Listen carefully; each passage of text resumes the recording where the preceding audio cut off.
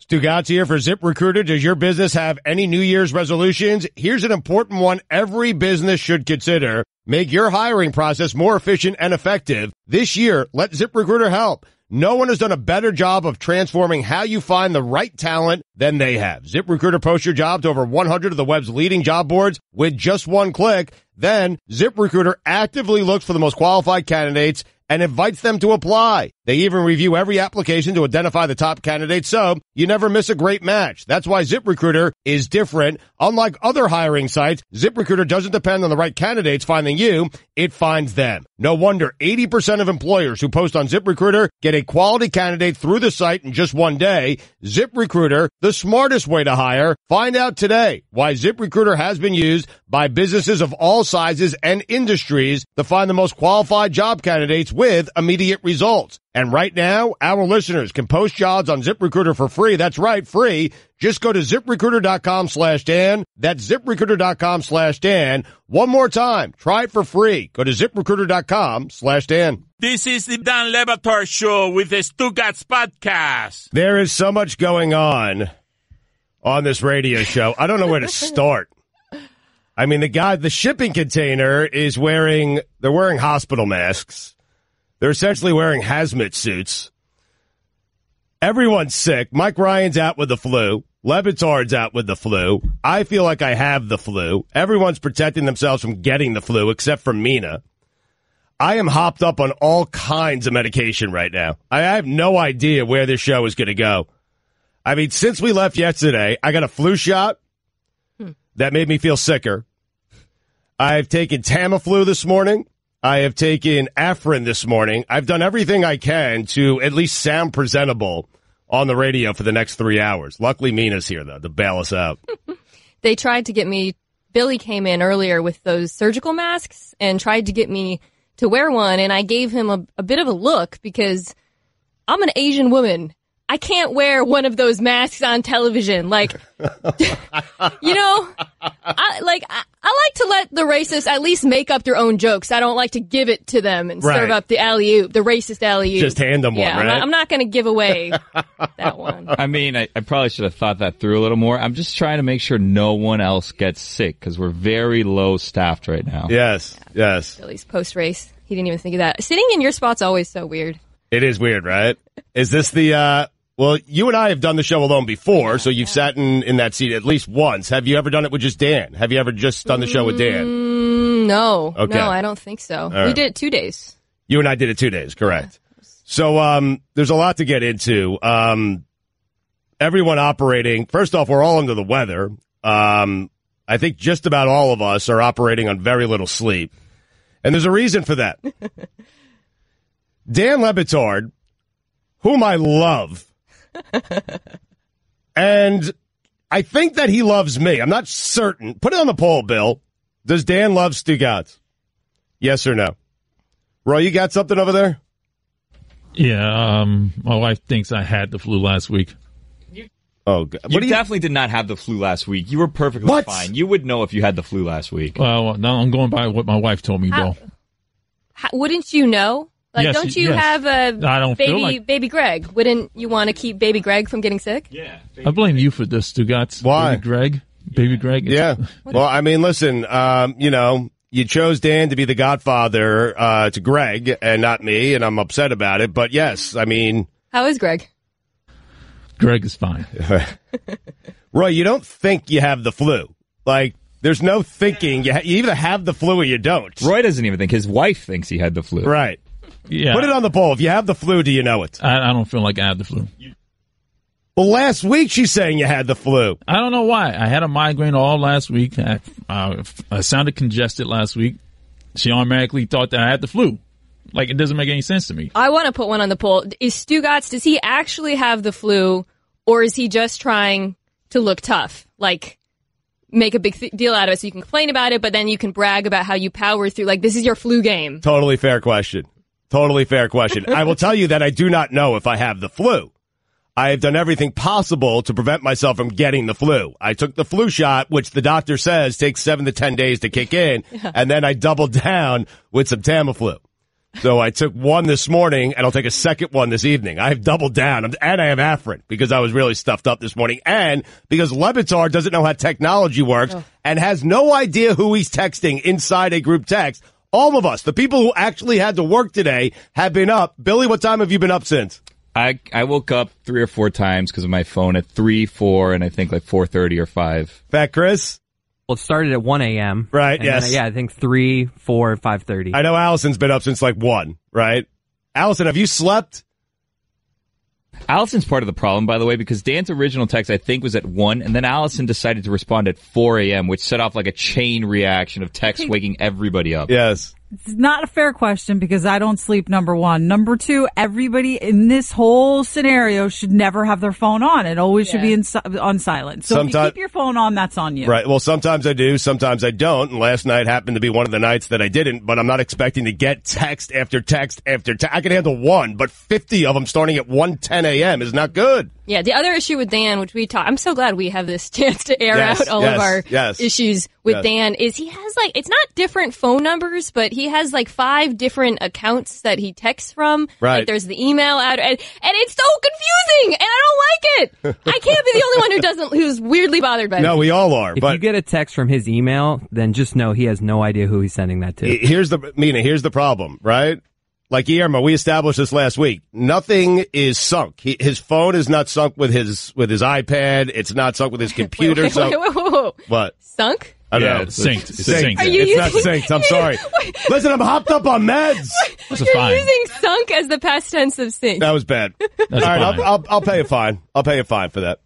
I'm hopped up. Listen. No fines today. No blaming the fines meds. today. No fines Oh, a today? fine-free day. No fines today. I am blaming it on the meds. Yes. I don't know. Sunk is You pretty can't let egregious. him get Yes. away with this. The last 15 years of mistakes. I've been on medication. I think the biggest problem with him having so many accounts is like if you actually need to reach him, you don't know how to Yes, reach him. exactly. Like I'm worried if I send one, it's just going to go into the other and never reach him. Like what if I have to send him something important? You'll get a text from his email address, right? Yes. And then you'll respond to it, and he won't respond for like a day or two. Yes. Because he either went away and he doesn't have anything sunk. At like 2 in the morning. Yes. This is so validating because I thought it was just me. No, it's all of us. Roy, what time did you wake up this morning? I was in the group text because I have an Android and his text doesn't always reach me. Gotcha. What time did Greg wake up this morning? Gotcha. Yeah. Greg woke up around 2:30, 3:30, Right. 4 o'clock, Yes. Wow. 4:30. All right. Did And 5. did he also get text from Dan? Is that what? No, because Greg doesn't have a phone yet. Mina, what time were you up? I think your first text came in at around 4:05 a.m. No, it was about 5. Okay. Yeah. About 5. You were annoyed though, right? Like, I mean, A little bit. sure. Yeah. I like Allison do the crazy technological trick of keeping my phone on silent while I sleep. Right. So it wasn't that bad. all right. I want to empathize with you though. You're not. I mostly just wanted to complain about the multiple accounts thing. Yeah, it's annoying. It is. Okay. You know what I don't get? Why they haven't figured this out, like, in terms of technology? You know how you can schedule, like, a tweet? Like, I want this tweet to go out at, like, 6:05 p.m. or whatever? Right. Why can't you do that with text? Like, why can't I say, I'm feeling sick, it's 3 in the morning, I'm gonna send this to my boss, it can get there at 6 a.m.? You can with an Android.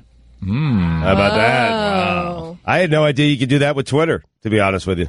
You could set a time to send out a tweet. Yeah, like, that's how... What if your feelings or the mood or something changes and you don't want to send it out? I don't know. I feel like you would schedule that tweet and then something like some major politician's Right. going to die and Stu Guys is going to be like, Yes. I mean, listen like, to the podcast. people do it with, like, articles and stuff. Like, that's how our videos go out. Like, Lorenzo's not at the studio sending out videos at 11 o'clock on a Sunday night. Like, Right. he has which is a strange time for those to go out anyways, Lorenzo. We will talk sports today, by the way, I promise you. Adrian Wojnarowski going to join us at 11. We have a movie segment we're going to do with Mina because we found out recently that Mina is a movie liar.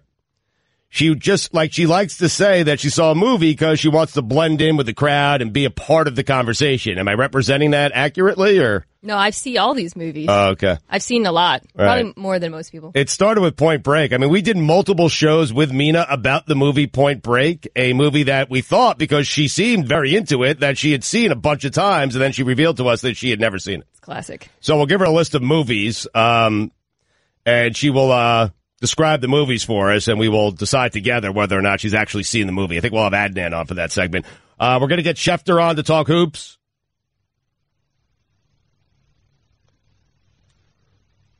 And Chris Sims will join us at 12:30.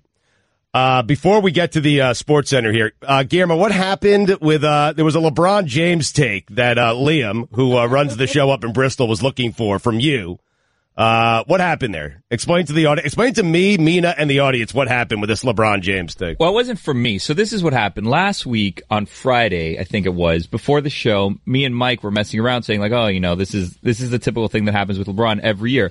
So let's make a list of things that are going to happen with LeBron and the Cavs, and we're going to write it down. And then when they happen, we'll reveal to the world this list that we predicted on Friday. So we started writing down things like LeBron's going to go on his annual Miami vacation.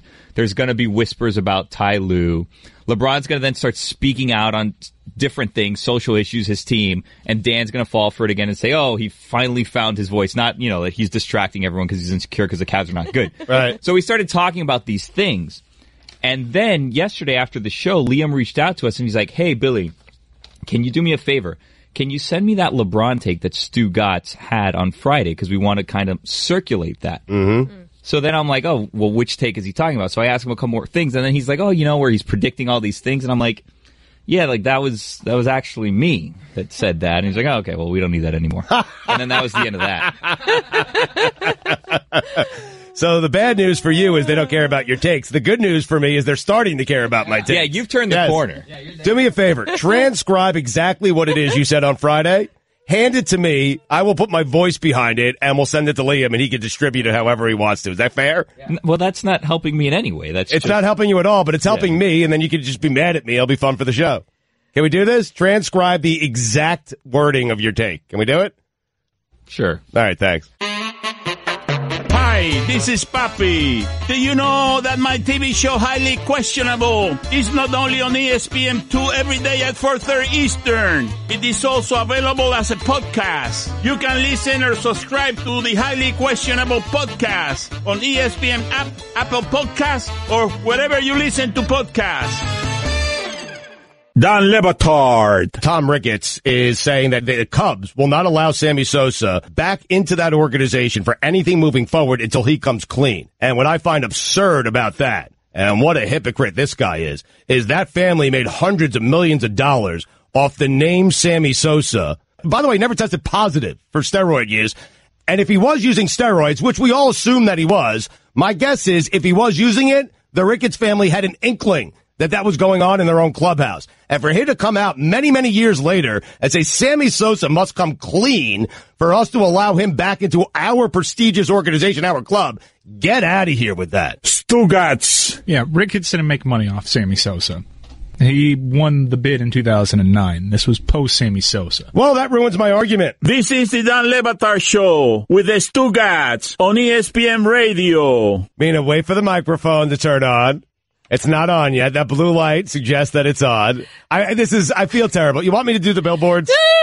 Catch the Guts and Mike Golick Jr. every Sunday for weekend observations from 7 to 9 a.m. Eastern on ESPN Radio and the ESPN app.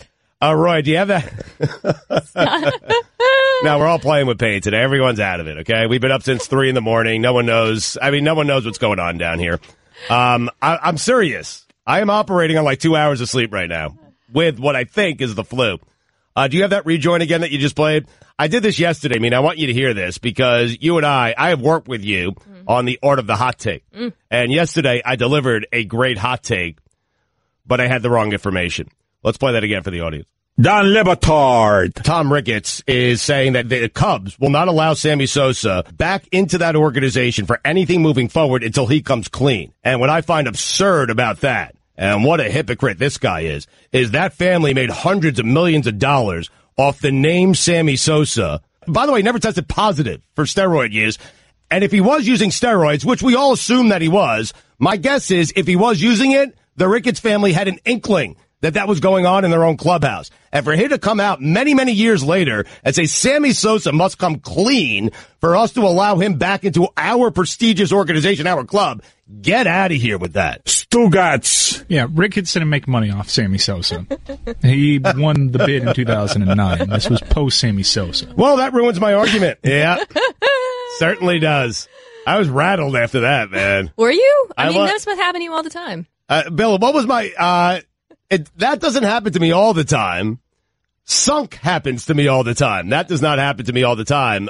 Where did I err there? Besides having the wrong information, I needed to pivot there at the end instead of admitting that I was wrong. Yeah, your fatal flaw was admitting defeat because you can easily spin out of that. How could it? Wait, okay, pause. How could you spin? If you had to do it all over again, how would you spin out of it instead of admitting you were wrong? I could have said, I got the years wrong on Ricketts actually owning the team, but he's been a Cubs fan his entire life, and I'm certain he was in the stands rooting for Sammy Sosa, spending money on Sammy Sosa, buying Sammy Sosa jerseys for his entire family, and now we won't welcome the guy back into his own organization that he bought. What a hypocrite. Cheered for him, but now won't allow him back into his organization. Now that I have the facts, it's pretty good. Give it to Liam, see if he wants to distribute that take. I saw on Sunday that you gave the same take on your weekend observation show. Sure did. No one corrected you. Nope. Well, even though you knew you had made a mistake, you repeated that take. I didn't know I made a mistake on Sunday morning. Oh. My producer, Mikey A and Mikey C, they did not correct me. So many Mikey C, I don't expect him to correct me. He's outside smoking cigarettes while I do the show. He just admitted to that to us. He was not going to correct you. Well, he didn't know, okay? And he was out by a dumpster smoking a cigarette. And not a single... I didn't check Twitter that day, so maybe someone did correct me. I wasn't checking Twitter. I was channeling you on First Take. Yes. I don't want to offend you by talking about my First Take appearance. I can see a little bit of tension. Well, I'm a little upset. I mean, I know. All you guys come down here, you do the show, you do HQ with Dan, and then you're on to, First Take. I was like the last choice, yes. I'm pretty sure. Well, I was saying, like, one of these quarterbacks, Case Keenum, Nick Foles, Blake Bortles, is going to end up in a place that Phillip Rivers has never been, and that's what happens down here, kind of. You guys... You guys end up at places that I've never been, places I want to go to. Phillip Rivers wants to go to a Super Bowl. I would love to be on Around the Horn just once. You're Phillip Rivers in this analogy. Yeah. Am I Case Keenum? No, you're Case Keenum. Let's take this to the natural conclusion. Okay, your Case. Dominique's Nick Foles.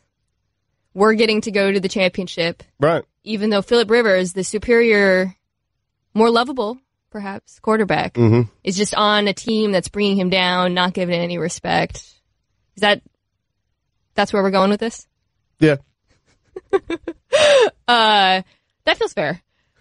So thank you. Anyway, so I was on the show, and you can never admit you were wrong, which I learned pretty quickly because that's blood in the water. Yes. And two, if you make a mistake, you have to spin it like you just did. Yep. So at one point, I made a number of mistakes, but at one point I said, we were talking about Minneapolis, the Vikings, and I think Dominique was talking about how good the Eagles are, and he was saying the other teams, they're not ready to come play in Philadelphia in that cold weather like the Rams and the Saints. And I screamed, what about the Vikings? And then Dominique jumped on it and said, well, they play in a dome. And I said, duh, but they live outside. They're used to playing outside. In years past, you don't think any of them were on the team many years ago? Some of them. Why are you so much recency bias, Dominique? Listen to me. I am so proud of you. Thank you. I mean, it wasn't exact. You didn't save it exactly, but I am proud of the effort. The worst one, and this is the one I was gonna send to you, but I decided to tell you about it. So the next day, we did 2 days. The night before was trying to turn up the heat on my takes, and I was thinking what would Stugat say? How would he amp this up? I almost called you, but you should have. I didn't want to bother you. Right. And I knew it would be a little awkward because of the aforementioned Rivers Keenum dynamic. Right. So. I just made myself Phillip Rivers, which is absurd, by the way. I'm sorry about that. Go ahead. No, I mean, you could have made yourself Brady or something. Maybe you went with Rivers. Well, I was just pointing out that Phillip Rivers has never been to a Super Bowl, and these guys, it was a terrible, terrible analogy. Is First Take the Super Bowl? For me, it is, yes. It's everything. The most important thing, Mina, by the way, when you have a wrong take, it's like filibustering, like in Congress. Just don't stop talking, and you can talk your way out of anything. All right. Once you stop talking, you've admitted defeat, and they can correct you. If you just keep talking in circles, eventually you'll bring it around, and you'll correct your problem, and no one can correct you. Yes. Interesting. So here's what happened. The question was, James Harden had just complained about some fouls the night before, and it was like, is he right or wrong, And I came up with this analogy in the morning where I was like, oh, James Harden complaining about fouls. that's like a flower complaining about the rain. So I'm like gearing up, and you can visibly see me kind of going like this as I'm like getting ready to deliver my take on screen as Dominique's talking, almost like running in place. And then I scream, James farting! Luckily, we have the sound. Oh, no! You brought up LeBron because the point I was making about LeBron was that he's been officiated against unfairly his entire career. James Harden complaining about fouls. That's like a flower complaining about the rain. That is your life force, James Harden. Harden. Roy, can you isolate just the farting and then the correction? I just want to hear that. Just that isolated, that little piece of sound right there. Can you do that for us? It's putting a lot on you, I know. Mike's not here. He's sick. Everyone's got the flu down here, okay? Those hospital masks protecting you guys. Here is Mina Kime saying farting and then correcting it. James Harden. Fouls. Harden. I was so close. But yet so far. Here comes the money. All right, coming up next, some NFL talk. Mina thinks this has been the greatest playoffs of all time. She said that to me. Everyone's complaining about Bortles, Keenum, Foles, and Brady, and I'm not even certain you're wrong on this. Mina thinks this has been the most exciting playoffs of all time. Just keep talking it out and you'll be right. Exactly right. Dan Le Batard. From the window Stugats. to the wall. This is the Dan Le Batard Show with the Stugats on ESPN Radio. ESPN Radio is presented by Progressive Insurance. Guests on the Dan Le Batard Show appear via the Shell Pennzoil Performance Line. Get the feeling of being rewarded with gold status at Shell with the Fuel Rewards program. Download the Fuel Rewards app. What's the matter? What happened? What's the matter? I can't say the word fuel. Wow, there's a word I can say that you can't? Fuel. Join and start saving 5 cents a gallon today. And now, your SportsCenter update. Christian Yelich's agent said that his relationship with the Miami Marlins is irretrievably broken, and it would be in the best interest of both parties if the Marlins trade him before the start of spring training. Drew Brees says he doesn't plan on testing the free agent market this year or waiting until the start of a new league year on March 14th to sign a new contract with the Saints. And finally, Beach Boys songwriter Brian Wilson once received an F on a high school music composition, which eventually turned out to be the band's first single, Surfin', and earned him millions of dollars. The current principal at his former high school invited him back over the weekend and officially changed that grade from an F to an A. I hope he said no. For all the latest headlines and information, tune in to SportsCenter on ESPN Radio all throughout the day. Why do you hope he say no? Can you read that again real quick? I want to hear that again. Beach Boys songwriter Brian Wilson once received an F on a high school music composition, which eventually turned out to be the band's first single, Surfin', and earned him millions of dollars. The current principal at his former high school invited him back over the weekend and officially changed that grade from an F to an A. Because, ride with me from the beginning or you're out. That's how I feel. Fat Chris, what are you laughing at? That I didn't hear the story the first time? Well, you said, why do you think he say no? Right. Yeah, well, that's We're on a roll today. I mean, listen, no, this is it. I mean, this is what you get, okay? When we're all operating on 2 hours of sleep. Listen. Everyone's sick, and this is what you get. Sorry. We're going to have fun, though. I mean, we got, Woj coming up at 11. But then we'll do the movie segment at 11:30, and Adam Schefter's going to join us to talk hoops at noon, and then Chris Sims at 12:30. We're going to have some fun here today. What happened there, Mina? Yeah, what? I don't understand. Why did you guys laugh? You know we're on TV, right? Yeah, I do. I meant it. We're going to have fun. I'm into the Chris Paul story, man. Everyone's blaming Trevor Ariza now. Please, it's Chris Paul's fault. Well, I saw Woj's tweet. We can ask, why is everybody laughing? What are you laughing at? Because I'm in such a foul mood right now, and I feel so bad, and I've slept for 2 hours that I made a face that I probably should not have made on national TV when I said, we're going to have fun. Woj is joining us at 11. We're going to have fun. I was going for I saw Woj's tweet yesterday about the Chris Paul thing. Well, he originally, I think, did the original tweets about the locker room, the tunnel. And he had one yesterday that said it was Ariza was the guy, what is happening? What is going on? They're still laughing at my joke. Allison also said that you've never been healthier. There's some question here as to how sick you are and whether you actually saw these texts in the morning that you're claiming kept you awake. Every single one of them. I've committed them to memory. Has he ever faked illness before to garner sympathy from the listeners and his colleagues? Fakes everything. Yeah. He's probably faked it for a fantasy draft. By a show of hands, who in there actually thinks he's sick? I mean, that doesn't help on radio, so we should probably say. Roy, you think I'm sick? No. Bill, you think I'm sick? You have a little something, maybe. Fat Chris, you think I'm sick? No. I don't need to ask Allison. I do believe that you woke up in the middle of the night because you were steaming about that when you I was came mad. What do you steaming mean? mad. You guys want to see the text I sent Mike Ryan for not taking me off the group text? Would you like to see him? What time was that at? You I'll tell you right now. Hold on. Oh, now I got to do the code on my phone, and everyone already saw it once because I unlocked it on the. Just do it under the desk. Because here's the thing: he's complaining about these texts waking him up, but he didn't respond to that chain until like 7 a.m. Yeah, and it was kind of a weird text. Actually, I was a little confused. Sorry, we have like 300. Okay, he wrote. This is the first one I got from him.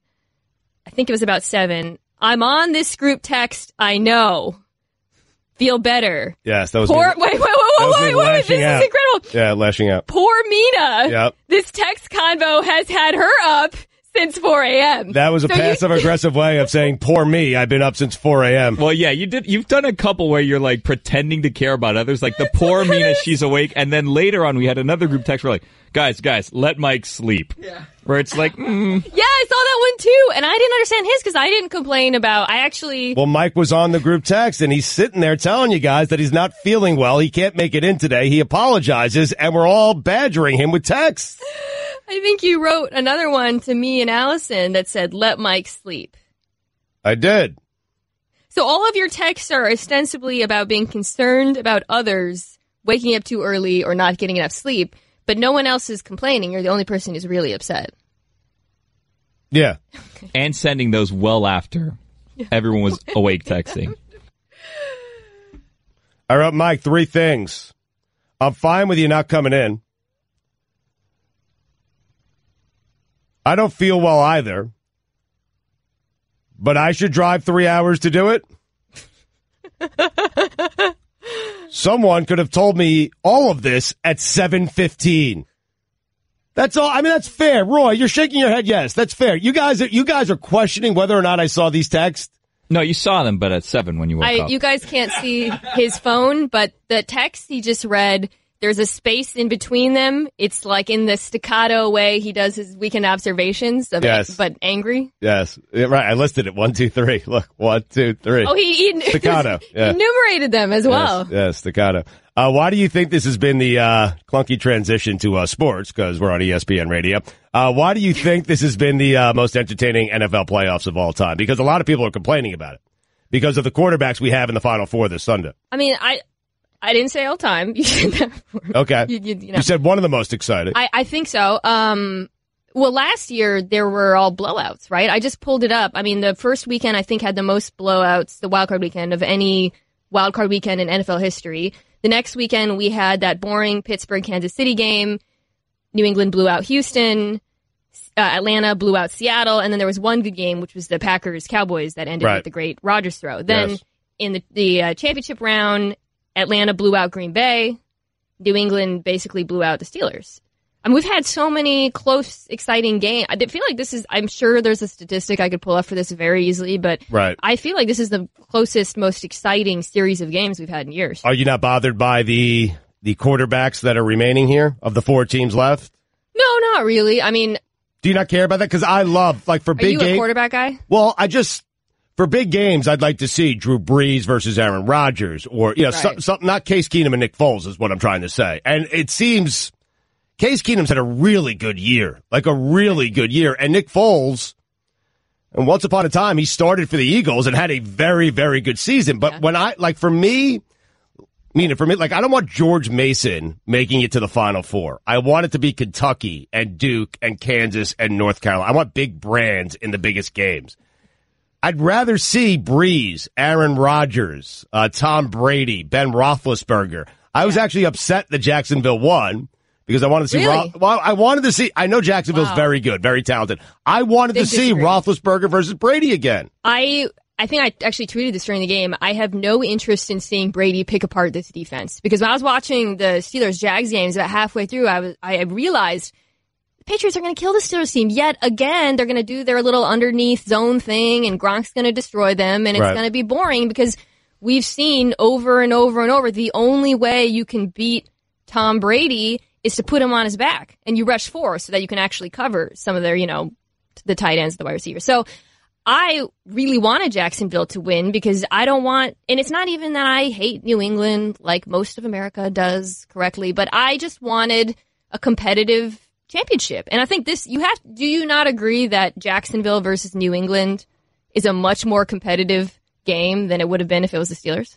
I mean, that Steelers-Patriots game during the regular season was pretty competitive, pretty exciting. The defense without Ryan Shazier, though. No, I understand that, but here's my concern with the Patriots at Jacksonville. It could be a very entertaining game, or it could be Patriots up 45-10 at halftime. Yeah, it could be that, 40. I don't know. I was reading. I can't remember. I mean, they just gave up 40 to the Steelers. It was a little fluky. I know. I mean, the Patriots don't have an Antonio Brown who's going to make those insane contested catches. Also, but I was reading a piece. I can't remember who the analyst was about the Jags, why they're the worst nightmare matchup for the Patriots out of that conference. Right. And they made a bunch of points. Like I was just saying, they can rush 4, they can get pressure, they can put Brady on his back. And one of the points, which I absolutely loved, was this offense is so dumb that Bill Belichick has no advantage in trying to figure it out. Right. And I just love the idea of Bill Belichick watching tape of Blake Bortles, being forced to watch tape of the Jacksonville offense, trying to game plan for it, and just having no idea, like being almost paralyzed by the stupidity of it. Sure. Do you think he watches Bortles or just says, hey, stop Fournette? I mean, the thing, but I probably, right, the whole thing, that's the thing with the Patriots, right, they take out the weapons, they did it last week with Henry, right? I think he's going to force Blake Bortles to beat him on the road. He's going to force. Go ahead, Bortles. If you can beat us on the road, you deserve to go to the Super Bowl. Go ahead, beat us. I think Bortles can do it. I mean, with Bortles, you get the variance, right? Yeah. I mean, you're the only one on this planet who thinks Blake Bortles can do it. Time for Dan to reluctantly take part in something Stugatz couldn't be happier doing. I got it, man. Do you think Blake Bortles thinks Blake Bortles can do it? Honestly. Yes. Probably, right? I do. He seems confident. I think you're right. Dan Lebatard. Stugatz is kind of morally bankrupt. Stugatz. That's fair. This is the Dan Lebatard Show with the Stugatz on ESPN Radio. Mina, Roy is waiting for you to read. Guests on the Dan Lebatard Show. Guests on the Dan Lebatard Show appear via the Shell Pennzoil Performance Line. Get in touch with us through 1-800-Flowers Twitter feed, at Lebatard Show, at Mina Kimes, at Stugatz790. No matter what the weather is outside, you can always brighten a day with 1-800-Flowers.com. When you order a dozen multicolored roses for only $29.99, you'll get another dozen absolutely free. Just go to 1-800-Flowers.com/ESPN. Can people at home see me like flustered, and is that on TV when we do it? I have no idea. Yes, it is. Just checking. I mean, sometimes Lorenzo does a good job of, most times he does a great job of covering some of that stuff up. Not for me, for Dan and for everyone else, because this show wants, and our audience wants to see me make mistakes and be flustered and stuff like that. You're doing a fine job, Mina. Thank you. You're cold, aren't you? I think I am. I'm always cold. Yeah. I think that's what they want out of me, too, is I think so, yes. humiliation, flustering, yes, turning red, messing things up. So, Woj is going to join us in about 10 minutes, and he's been all over the Rockets and Clippers story. Are you into the story? Of course I'm into the story. What interests you about the story? I wasn't interested, the fight stuff, I was like, whatever. Like when on the court, when the stuff with Blake Griffin, I don't really care about. Although, what's his deal? Right? But hey, we could talk about that. Well, what do you mean? No, like what? What's his deal? Just in general? Don't you feel like there's always like weird beefs and tension? I feel like people don't like Blake Griffin. Yeah, yes. I feel like players do not like Blake Griffin, but I'm not certain how many players like Chris Paul. But he has boys. He does have boys. And that was the kind of... He has boys at the highest level. I mean, LeBron and Wade and Carmelo, he has boys at the highest level of the NBA, right? Would you rather have a lot of boys or just boys at the highest level? It's a great question. Put that on the poll. Would you rather have a lot of boys or a couple of boys at the highest level? Blake Griffin, it feels like, outside of that Clipper locker room, has no boys. No boys. Right. 0 boys. Yes. Does it feel like Blake Griffin has no boys? Put that on the poll as well. Total absence of boys in Blake Griffin's life. But I didn't care about that stuff. I liked when the details started coming out about the secret tunnel, my ears were like, when I read the word secret tunnel. Right. And Capella's a decoy. Yeah, boom. That was the knife in the, I was all in. Right. The decoy. A planned attack. So incredible. It's crazy, right? What were your ears like?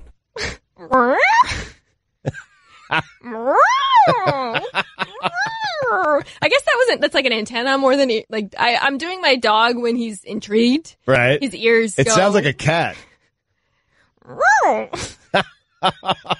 Like say secret tunnel. Secret tunnel. What other words can we say that would get that reaction? Decoy. Anyways. No, there is no more anyways. Adrian Wojnarowski will discuss it with us next.